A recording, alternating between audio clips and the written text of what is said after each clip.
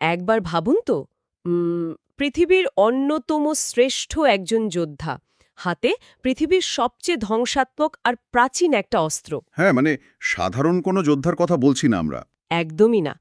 আর সেই মানুষটার চোখের সামনেই তার নিজের হাতে গড়া সবচেয়ে প্রিয় দুজন ছাত্র একে অপরকে শেষ করে দেওয়ার জন্য চূড়ান্ত লড়াইয়ে মেতে উঠেছে। হুম, গুরু হিসেবে দৃশ্যটা তো খুবই ভয়ঙ্কর হওয়ার কথা। ঠিক তাই। কিন্তু সেই মুহূর্তে তিনি কি করলেন? মানে তিনি নিজের অস্ত্র নামিয়ে রেখে রণক্ষেত্র থেকে একেবারে নীরবে হেঁটে বেরিয়ে গেলেন। অবিশ্বাস্য। মানে সাধারণত তো এমন পরিস্থিতিতে কেউ হস্তক্ষেপ করবে, তাই না? ঠিক। আর আজকের এই ডিপ ড্রাইভে আমরা বিভিন্ন আর্টিকেল, গবেষণাপত্র আর পৌরাণিক নোটস নিয়ে বসেছি। আর আমাদের আলোচনার কেন্দ্রবিন্দুতেই আছেন সেই মানুষটি যিনি এই অভাবনীয় কাজটা করেছিলেন। তিনি হলেন বলরাম। হ্যাঁ, মানে কৃষ্ণের বড় ভাই বলরাম। একদম। তবে আজকের মিশন কিন্তু শুধু কিছু পুরনো পৌরাণিক গল্প শোনা নয়, বরং আমাদের হাতে থাকা এই সোর্স মেটেরিয়ালগুলো থেকে এটা বের করে আনা যে আসলে কৃষ্ণের সাথে তার ব্যক্তিত্বের মৌলিক পার্থক্যগুলো কোথায় ছিল। হ্যাঁ, আর কিভাবে তার ওই বিখ্যাত অস্ত্র, মানে লাঙল, আর তার কঠোর নৈতিকতার দর্শন আধুনিক যুগেও প্রাসঙ্গিক হতে পারে। ঠিক। বিশেষ করে শিক্ষার্থী এবং জ্ঞানপিপাসুদের শারীরিক ও মানসিক শৃঙ্খলার ক্ষেত্রে বলরামের দর্শন কিভাবে একটা পরিষ্কার রূপরেখা দিতে পারে, সেটাই আমরা খুঁজব। তো ঠিক আছে, চলুন বিষয়টা একটু খতিয়ে দেখা যাক। সোর্সগুলো ঘাঁটতে গিয়ে প্রথমেই যে জিনিসটা বারবার চোখে পড়ছে তা হলো কৃষ্ণের সাথে বলরামের চরম বৈপরীত্য। হুম, বৈপরীত্যটা কিন্তু বিশাল। মানে দুজনেই একই পরিবেশে বড় হয়েছেন। হ্যাঁ, দুজনেই ঐশ্বরিক ক্ষমতার অধিকারী। ঠিক। কিন্তু কাজ করার ধরনে মনে হয় যেন তারা একেবারে দুটো ভিন্ন গ্রহের বাসিন্দা। এই বৈপরীত্যটা আসলে শুধু তাদের কাজের ধরনেই আটকে নেই, বরং দুনিয়াকে দেখার একেবারে মূল দৃষ্টিভঙ্গিতেই তফাৎটা স্পষ্ট। আচ্ছা, সেটা কি রকম? সোর্স নোটসগুলোতে খুব সুন্দরভাবে দুটো শব্দবন্ধ ব্যবহার করা হয়েছে। একদিকে বলা হচ্ছে কসমিক জাস্টিস বা মহাজাগতিক ন্যায়, হুম হুম। আর অন্যদিকে মোরাল প্রসিজিওর বা নৈতিক পদ্ধতি। কৃষ্ণ হলেন ওই মহাজাগতিক প্রজ্ঞা আর কূটনীতির প্রতীক। তিনি সবসময় বৃহত্তর লক্ষ্যের দিকে তাকিয়ে থাকেন। মানে তার কাছে গন্তব্যটা বা চূড়ান্ত ফলাফলটাই আসল, তাই তো? একদম। সেই ধর্ম বা ন্যায় প্রতিষ্ঠার জন্য যদি প্রচলিত নিয়ম ভাঙতেও হয়, কৃষ্ণ তা ভাঙতে দ্বিধা করেন না। কিন্তু বলরামের দর্শনটা সম্পূর্ণ আলাদা। বলরামের কাছে পদ্ধতিটাই সব। ঠিক ধরেছেন। তিনি হলেন শারীরিক শক্তি, সরলতা আর প্রথাগত নৈতিকতার এক অবিচল স্তম্ভ। লক্ষ্য যতই মহৎ হোক না কেন, সেখানে পৌঁছানোর পথটা যদি অশুদ্ধ হয়, তবে বলরাম সোজা সেই পথ প্রত্যাখ্যান করবেন। হ্যাঁ, এই বিষয়টা সবচেয়ে স্পষ্টভাবে বোঝা যায় মহাভারতের ওই কুরুক্ষেত্র যুদ্ধের একেবারে শেষ পর্বের একটা সুনির্দিষ্ট ঘটনা থেকে। আমি সোর্সে থাকা ভীম আর দুর্যোধনের ওই চূড়ান্ত গদাযুদ্ধের অংশটা পড়ছিলাম। ওহ, ওই অংশটা মনস্তাত্ত্বিকভাবে প্রচণ্ড নাটকীয় একটা দৃশ্য। সাংঘাতিক নাটকীয়। মানে গদাযুদ্ধের কিছু খুব কড়া নিয়ম আছে তো, যার মধ্যে অন্যতম হল প্রতিপক্ষকে কোনোভাবেই কোমরের নিচে আঘাত করা যাবে না। একদম কড়া নিয়ম। কিন্তু ভীম যখন দেখলেন যে প্রচলিত নিয়মে মানে গায়ের জোরে দুর্যোধনকে কোনোভাবেই হারানো যাচ্ছে না, হুম। তখন তিনি সেই অলঙ্ঘনীয় নিয়মটা ভেঙে ফেললেন হ্যাঁ। এবং দুর্যোধনকে সোজা উরুতে আঘাত করে বসলেন। সোর্স অনুযায়ী এই দৃশ্য দেখে বলরাম আক্ষরিক অর্থেই ক্ষোভে ফেটে পড়েছিলেন। ফাটারই কথা। মানে তিনি তো তার নিজের অস্ত্র নিয়ে ভীমকে আক্রমণ করতেই উদ্যত হয়েছিলেন। ঠিক, কারণ বলরামের কাছে যোদ্ধার নৈতিকতা বা ওয়ারিয়ার এথিক্সের ওপর আর কিছু হতে পারে না। কিন্তু সবচেয়ে চমকপ্রদ বিষয়টা ঘটল এরপর। কৃষ্ণ সেখানে ভীমের এই বেআইনি কাজটাকে সমর্থন করে বসলেন। হ্যাঁ, কৃষ্ণ সমর্থন করলেন আর বলরামকে আটকালেন। এখানে যেটা সবচেয়ে চমকপ্রদ তা হল, হিন্দু দর্শনের একেবারে গভীর জায়গা থেকে দেখলে এই দুই ভাইয়ের কাউকেই কিন্তু ভুল বলা হচ্ছে না। তাই নাকি? মানে দুজনেই ঠিক।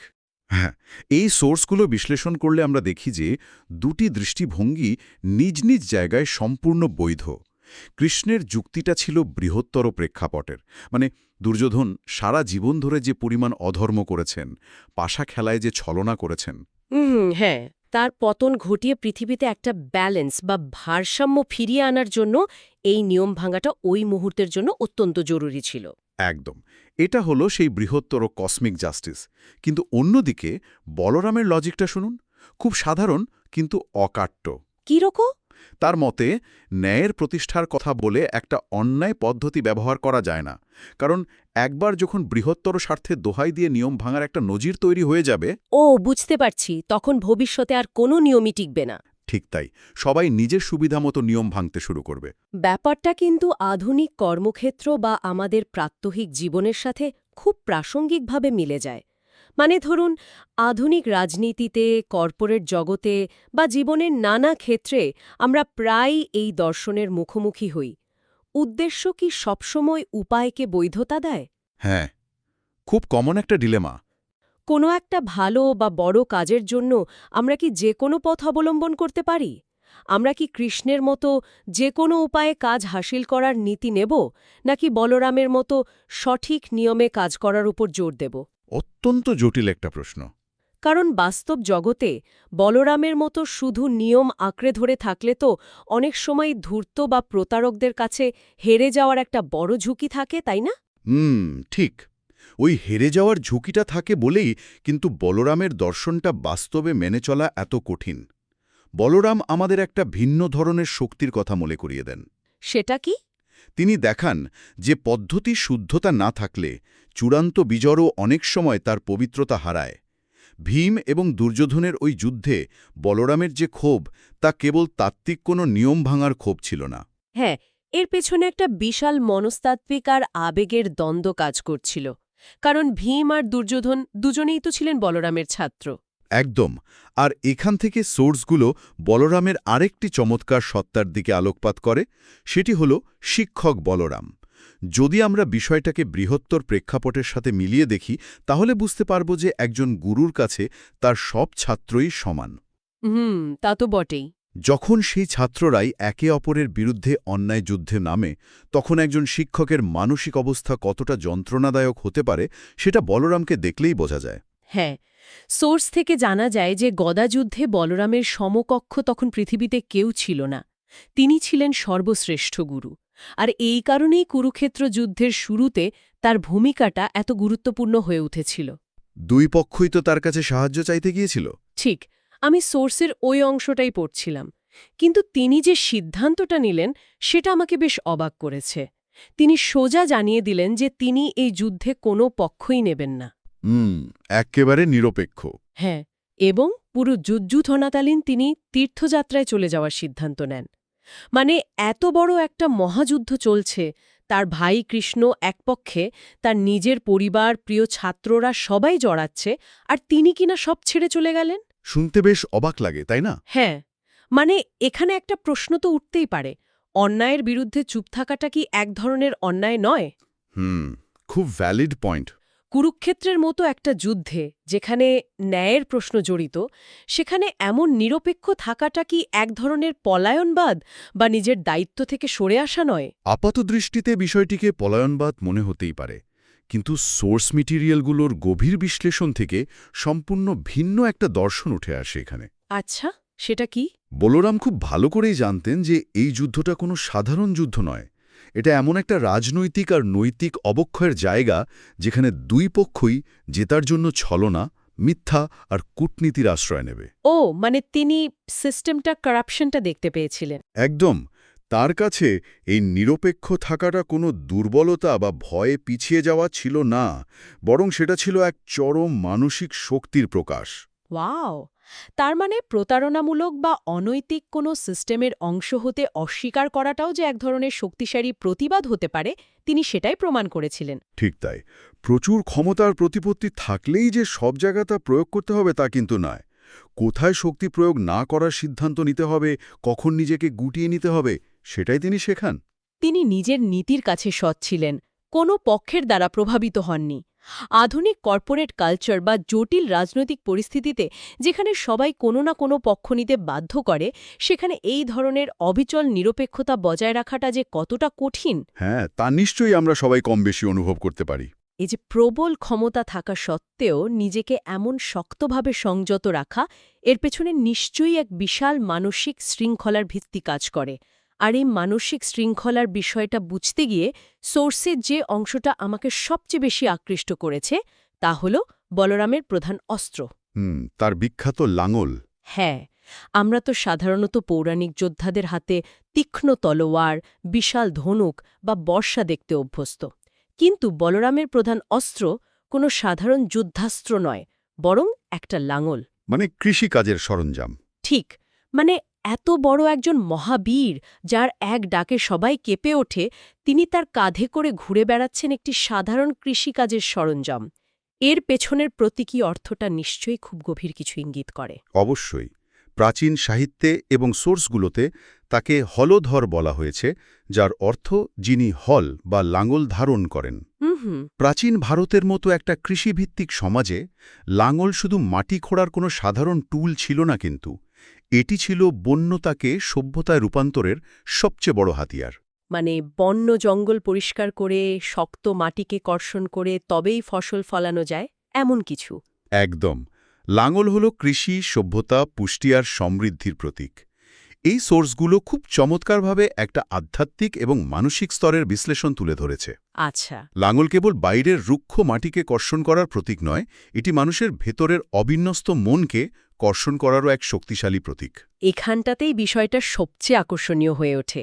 মানব মনকে যদি আমরা একটা কৃষিক্ষেত্র হিসেবে কল্পনা করি, তাহলে বলরামের এই দর্শনটা আধুনিক যুগের শিক্ষার্থীদের জন্য একটা দারুণ মেন্টাল জিম বা মানসিক ব্যায়ামাগারের মতো কাজ করে। মেন্টাল জিম, দারুণ একটা তুলনা দিয়েছেন। আমরা সবাই তো কৃষ্ণের মতো ঐশ্বরিক প্রজ্ঞা আর টুখর স্ট্র্যাটেজি আয়ত্ত করতে চাই, তাই না? কিন্তু শারীরিক কসরতের ভাষায় বলতে গেলে সবাই ওপরের মাসল বানাতে চায়, কিন্তু কেউ লেগ ডে বা পায়ে সে কষ্টকর ব্যায়ামটা করতে চায় না। একদম ঠিক। সবাই শর্টকাট খোঁজে। মানসিক শৃঙ্খলার ক্ষেত্রে বলরামের লাঙল হল সেই লেগ ডে। যারা পড়াশোনা করছেন বা নতুন কোনো দক্ষতা শিখছেন, তাদের বোঝা উচিত যে শুধু বইয়ের পর বই পড়ে তথ্য গিললেই হয় না। না, শুধু তথ্য জমিয়ে তো লাভ নেই। কৃষ্ণের মতো জ্ঞান অর্জনের আগে বলরামের মতো নিজের মানসিক জমিটাকে প্রস্তুত করতে হয়। আগে মনের জঞ্জাল, অহংকার আর ডিস্ট্র্যাকশনের আগাছাগুলোকে লাঙল দিয়ে পরিষ্কার করতে হয়। আর তারপর সেখানে শৃঙ্খলার বীজ বুনতে হয়। ঠিক, প্রতিদিন সকালে ওঠা, ফোকাস ঠিক রাখা, সোশ্যাল মিডিয়ার ডিস্ট্র্যাকশন থেকে দূরে থাকা, এই যে কষ্টকর এবং একঘেয়ে রুটিনটা, এটাই তো আসলে নিজের মনে লাঙল চালানোর মতো শৃঙ্খলা। অত্যন্ত বাস্তবসম্মত একটা তুলনা। মনস্তাত্ত্বিক দিক থেকেও যদি আমরা বিষয়টা দেখি, এই কগনিটিভ ডিসিপ্লিন বা মানসিক শৃঙ্খলা এমনি এমনি তৈরি হয় না। না, মোটেও না। মস্তিষ্ক তো আরাম খোঁজে। হ্যাঁ, আমাদের মস্তিষ্ক স্বভাবতই সবসময় সহজ পথ খোঁজে, রুটিন ভাঙতে চায়। এই লাঙ্গলের রূপকটা আমাদের বারবার মনে করিয়ে দেয় যে জ্ঞান অর্জন বা বড় কোনো লক্ষ্য অর্জন করা কোনো প্যাসিভ প্রক্রিয়া নয়। এটা একটা অত্যন্ত অ্যাক্টিভ, কষ্টসাধ্য প্রক্রিয়া। মানে আগাছা পরিষ্কার না করে বীজ বপন করলে যেমন ফসল হয় না, ঠিক তেমনি মনকে শৃঙ্খলার মাধ্যমে প্রস্তুত না করলে সেখানে প্রকৃত জ্ঞান কখনোই জায়গা করে নিতে পারে না। শারীরিক এবং মানসিক শৃঙ্খলার একটা নিখুঁত ভারসাম্য ছাড়া প্রকৃত ক্ষমতা সবসময় ধ্বংসাত্মক হতে বাধ্য। একদম সত্যি কথা। আর যখনই ভারসাম্য, শৃঙ্খলা এবং নিঃস্বার্থ সেবার কথা আসে, তখন সোর্সগুলো আমাদের আরও একটি প্রাচীন এবং মহাজাগতিক ধারণার দিকে নিয়ে যায়। যাকে আমরা বলতে পারি কসমিক গ্রাউন্ডিং ফোর্স বা মহাজাগতিক স্থিতিশীলতার ভিত্তি, তাই তো? হ্যাঁ, আমি ঠিক এই জায়গাটাতেই আসছিলাম। নোটসগুলোতে রামায়ণের লক্ষণের সাথে বলরামের একটা অদ্ভুত সমান্তরাল রেখা টানা হয়েছে। সোর্স অনুযায়ী বলরামকে রামায়ণের লক্ষণের পুনর্জন্ম হিসাবেও বিবেচনা করা হয়। দুজনের মধ্যে সমান্তরাল মিলগুলো একটু ভেবে দেখলে সত্যিই চমকে দেওয়ার মতো। দুজনেই হলেন মূল অবতারের ভাই, রামের ভাই লক্ষণ আর কৃষ্ণের ভাই বলরাম। হ্যাঁ, আর দুজনেই প্রচণ্ড রকচটা স্বভাবের, কিন্তু একই সাথে ভীষণ অনুগত। চিরন্তন রক্ষক একেবারে। দুজনেই অসাধারণ যোদ্ধা। আর সবচেয়ে বড় বিষয়টা হল, পৌরাণিক বিশ্বাস অনুযায়ী এরা দুজনেই হলেন সেই মহাজাগতিক সর্প অনন্ত শেষ বা শেষ নাগের অবতার। অনন্ত শেষ মানে সেই বিশাল সর্প যিনি নিজের ফণার উপর পুরো পৃথিবীকে ধারণ করে আছেন বলে বিশ্বাস করা হয়। হ্যাঁ, এবং যার ওপর স্বয়ং ভগবান বিষ্ণু শরণ করেন। এটি একটি গুরুত্বপূর্ণ প্রশ্ন তুলে ধরে। কেন প্রতিটি যুগেই এমন একজন অনন্ত শেষের প্রয়োজন হচ্ছে? ভালো প্রশ্ন।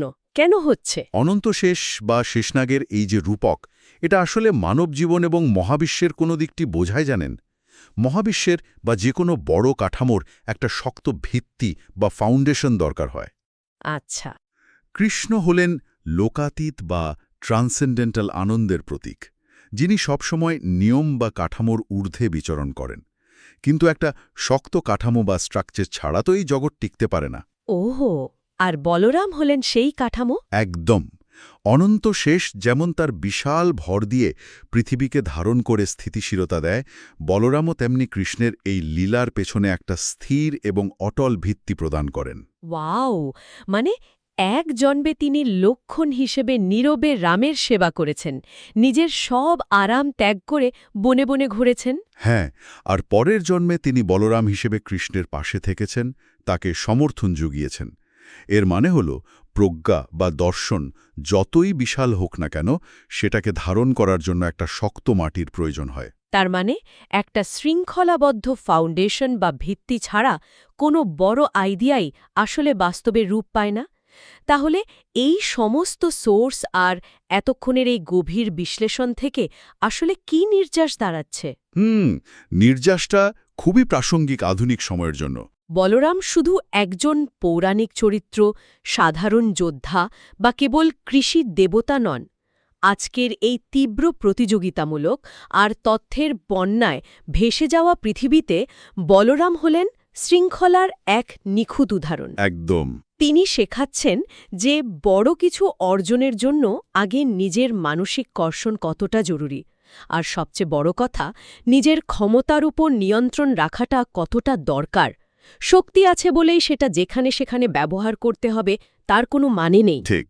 কৃষ্ণ হয়তো আমাদের লক্ষ্য বা চূড়ান্ত গন্তব্য হতে পারেন, কিন্তু বলরাম হলেন সেই গন্তব্যে হেঁটে যাওয়ার শক্ত অটল রাস্তা। বর্তমান সময়ে আমরা সবাই কোনো না কোনোভাবে তথ্যের সাগরে হাবুডুবু খাচ্ছি। চারপাশে এত এত মতবাদ, এত বিভ্রান্তি। হ্যাঁ, সবাই খুব কনফিউজড। এই চরম জটিলতার যুগে যারা জীবনে একটা ভারসাম্য বা ব্যালেন্স খুঁজছেন, তাদের জন্য বলরামের এই সিম্পলিসিটি বা সরলতা এবং মানসিক শক্তি হতে পারে সবচেয়ে বড় অনুপ্রেরণা।